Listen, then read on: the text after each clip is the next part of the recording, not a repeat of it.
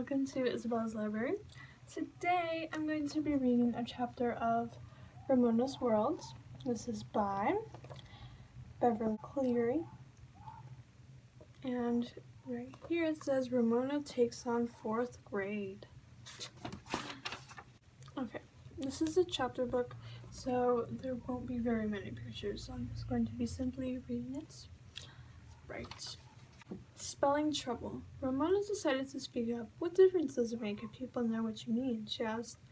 You wouldn't want people to think you sat on a couch instead of a couch, would you? Mrs. Mickham asked. The class found this funny, but Ramona did not.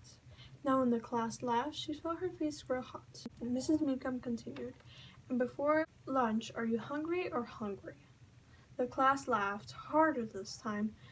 The warm day suddenly seemed warmer. Ramona decided right then that she did not like Mrs. Mickham, and this was only the second day of school. Mrs. Mickham did not tell the truth. She said learning was fun, and it wasn't. At least not all the time. Not when it came to spelling.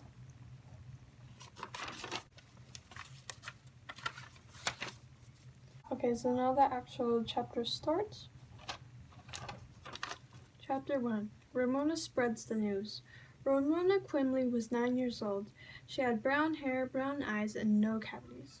She had a mother, a father, a big sister named Beatrice, who was called Beezus by the family. And this was the exciting part, a baby sister named Roberta, after her father, Robert Quimley. Look at her tiny fingernails, Ramona marveled, as she looked at the sleeping Roberta. And her little eyebrows. She was already a whole person, only little. Ramona couldn't wait for the first day of school so she could spread the news about her baby sister. That day finally came. It was a warm September day, and Ramona, neat and clean, with lunch in a hand, half skipped, half hopped, scrunched through dry leaves on the sidewalk. She was early. She knew, but Ramona was the sort of girl who was always early because something might happen that she didn't want to miss. The 4th grade was going to be the best year of her life. So far, Ramona was first to arrive at the bus stop in front of Mrs. Pitt's house. Mrs. Pitt came out the front door and began sweeping her front steps. Hi, Mrs. Pitt, Ramona called out. Guess what? My baby sister's 2 months old. Good for her, said Mrs. Pitt, agreeable to a baby in the neighborhood. Babies did not just scatter candy wrappers. Ramona pretended she was playing hopscotch until her friend Howie, who was... Hold on. Before we move on, here's the picture. Alright. Ramona pretended she was playing hopscotch until her friend Howie, who was already familiar with Ramona, joined her along with other children. Some with their mothers, who were excited about the first day of school. Hi, Ramona, he said, and leaned against a tree in the strap of grass between the sidewalk and the street. He opened his lunch bag and began to eat his sandwich. Ramona knew he was doing this so he wouldn't be bothered carrying his lunch. Little boy, Mrs. Pitt called out. Little boy, don't drop any papers or orange peels in front of my house, and stay off the grass. Okay. Howie took another bite of his sandwich as he moved to the sidewalk. Howie was not easily excited, which Ramona sometimes found annoying. She was often excited. She liked to be excited. When the yellow bus stopped, Ramona was first on board. She plunked herself down on a seat across the aisle from another 4th grader, a boy named Danny who was wearing a white t-shirt with Trailblazers printed on it. Ramona called him Yard Ape because she thought he acted like an ape on the playground. She was glad he had not moved away during the summer. I have a new baby sister, she informed him. Yard Ape closed his eyes and hit his forehead with the palm of his hand. Another Ramona? He said and groaned. Ramona refused to smile. You have a little brother, she reminded him. I know, answered Yard Ape, but we just keep him for a pet. Ramona made a face at him so he wouldn't know she liked him. When Ramona jumped off the bus at Chethurst School, she greeted old friends, most of them in new or at least clean clothes for starting the 4th grade.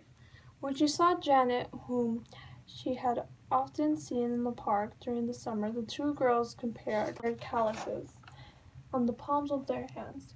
"Your calluses are really big," said Janet, impressed. It was true. Ramona's calluses were hard and yellow because she lived close to the park, where she often went with Beezus and her mother and Roberta on a warm summer day. She worked hard at the rings. Pump, pump, swing, pump, swing, and by the end of the summer she was able to travel down the lines of rings and back again. "There's Susan!" cried Janet, and ran to join her. Reluctantly, Ramona followed. "Hi, Susan," she said, eyeing Susan's short blonde curls. "Hi, Ramona," answered Susan. Neither girl smiled. The trouble was the grown-up Quimby's and Susan's parents, the Kushners, were friends. Ramona did not know what Mrs. Kushner said, but her own parents often said things like, "Now you be nice to Susan. Susan is such a well-behaved little girl." Or Susan's mother says, was this pulling the long curls she had at the time and saying boing as she released them. In first grade, when the class was making owls out of paper bags, Susan copied Ramona's owl. The teacher held up Susan's owl to show the class what a splendid owl Susan had made. This seemed so unfair to Ramona that she had crunched Susan's owl and found herself in trouble, big trouble. So, how could anyone expect the two girls to be friends? As Ramona expected, the calluses on Susan's hands were so small they could scarcely be seen. Then Ramona saw a new girl who was standing alone, a new fourth grader. Ramona decided, and because she admired the girl's long fair hair, she went over to her. She asked, "What's your name?" "Daisy," answered the girl. "Daisy Kid." And when she smiled, Ramona saw that she was wearing bands on her teeth. "What's your name?" Daisy asked. As Ramona told her, the bell rang, ending their conversation. On the way to fourth grade, Ramona passed her former classroom where the teacher was standing outside the door, welcoming her new class. When she saw Ramona, she waved and said, "How's bright-eyed, bushy-tailed Ramona?" People often called Ramona bright-eyed and bushy-tailed. When she was younger, she blinked her eyes, held up her hands like paws, and wiggled her bottom as if she were wagging a tail. Now that she was a fourth grader, she was too grown up for such babyish. So she waved and said, "Hi, Mrs. Whaley." Ramona's fourth grade teacher was... Now that she was in fourth grade, she was too grown up for such babiness. So she waved and said, "Hi, Mrs. Whaley." Ramona's fourth grade teacher was Mrs. Meckham, a plump, cheerful woman. Green pantsuit and blouse printed with flowers, a good sign. Ramona liked teachers who wore bright, cheerful clothes. Mrs. Meckham, Ramona decided, must be very old, because Howie's father had gone to school with her when he was a boy. After inspecting her new teacher, Ramona looked at the chalkboard for spelling words. The board was blank, another good sign. Mrs. Meckham passed out name tags and made a little speech about how learning was fun in fourth grade, and everyone should work together to make this a great year. Then she passed out papers with borders of dinosaurs, another hopeful sign. Ramona thought, even though dinosaurs were more for third graders than fourth graders, Mrs. Meckham said, "I will get to know you better. I want each of you to write a paragraph telling me about yourself." Ramona tapped her pencil on her nose and noticed that Yarde, who sat across the aisle, was already writing, apparently without having to think. Susan, in front of Ramona, leaned her head on her fist. A boy went to the pencil sharpener, someone sighed, feet shuffled. Ramona began to write.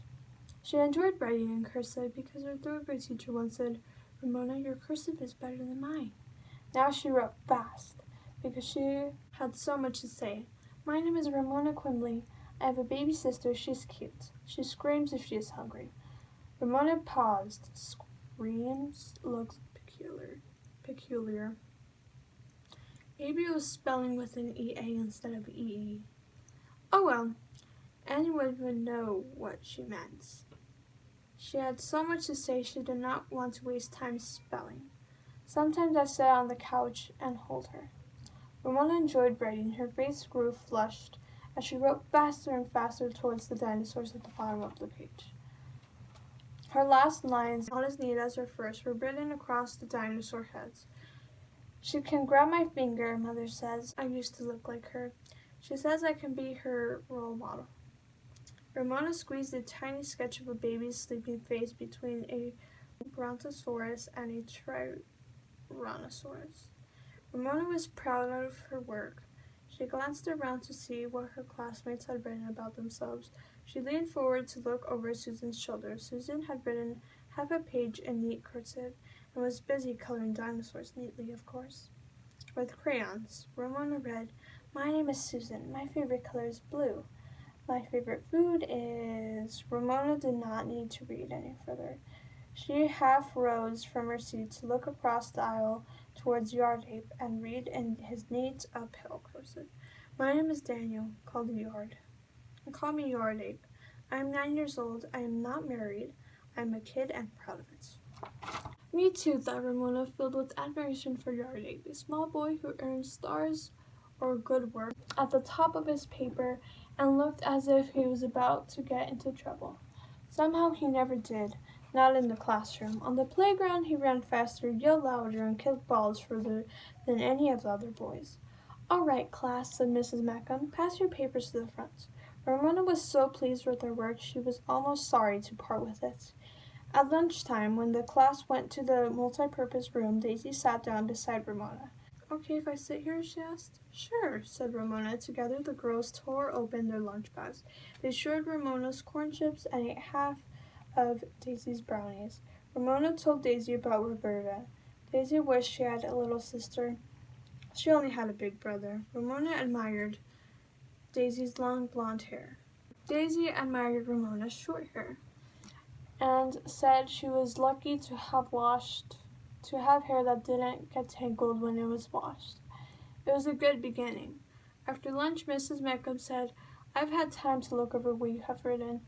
There is one description I'd like to read to you." "Mine, mine!" Ramona suddenly prayed, and sure enough it was Ramona's description of Roberta that her teacher chose to read. Mrs. Mackham did not seem to notice a few misspelled words because she knew what Ramona meant, and the class seemed to enjoy it, and Ramona was ecstatic. She couldn't wait to tell her mother, and the rest of the day passed quickly. Ramona ran all the way home from the bus and found her mother sitting on the couch drinking tea and reading a book for her book club, which met once a month. "Guess what?" Ramona bursted out. "I wrote a composition about Roberta." "Shh! Roberta's asleep." Mrs. Quimby placed a marker in her book and closed it. "Sounds interesting," she said, and took a sip of her tea. "It was," whispered Ramona. "It was so interesting that Mrs. Mackham read it to the whole class. Mrs. Mackham is about 1,000,000 years old, but she's nice." "I can't wait to read your composition," said her mother. Ramona frowned thoughtfully. "I suppose I could have said Roberta spit sometime." "You don't have to tell the whole world our little secrets." Mrs. Quimby looked amused, which Ramona found pleasant, not like being laughed at. Mrs. Quimby sipped her tea. It was a moment for confidences. Ramona told her mother, "There's a little girl named Daisy Kidd with bands on her teeth and long golden hair, like a fairy princess, and a brownie in her lunch. I know I'm going to like her lots." "Good, she sounds nice," said Mrs. Quimby. Ramona picked up her mother's book. "Moby Dick. What's this about?" she asked. "A whale that took a bit off a man's leg," said Mrs. Quimby. "Our book club decided to read a book we had all heard about all our lives, but never actually read." "Sounds exciting." Ramona opened the book, which turned out not to look exciting at all. The book was small, the lines were close together, and there were almost no quotation marks. She closed the book. She liked her own writing better. That wasn't all she liked. She liked Mrs. Mackham. She liked Daisy. She liked Yard Ape. She liked the 4th grade. It was going to be a great year. Alright, so that's the end of chapter 1. There are 11 chapters to this book, so I will continue to read a chapter every time I make a new video about this book. And yeah, I need to read this book until it's done. Hope you enjoyed it, and I'll see you in my next video. Bye!